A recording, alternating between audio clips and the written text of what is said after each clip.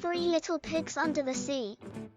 Once upon a time, underneath the rolling waves of the sea, there lived three little pigs. Little did they know that their small home was about to be visited by a very big and hungry sea creature.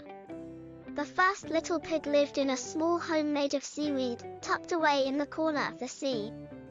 He was content to stay in his small home, and never wanted to go anywhere else.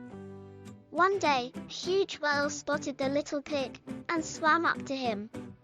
The whale said, "Little pig, why don't you come out and play?" But the little pig was too scared to move, so he stayed inside his small seaweed home. The second little pig had the same luck. He was living in an even smaller home made out of sand. He didn't want to leave either, but the whale spotted him too and asked him to come out and play. But like the first little pig, he stayed in his small home. The third and final little pig had a home made of rocks, and he was the bravest of the three. He was not scared to come out and play, so he swam outside his home and followed the whale. The whale was happy, and asked the little pig to take a ride on his back. The little pig gladly accepted, and off they went.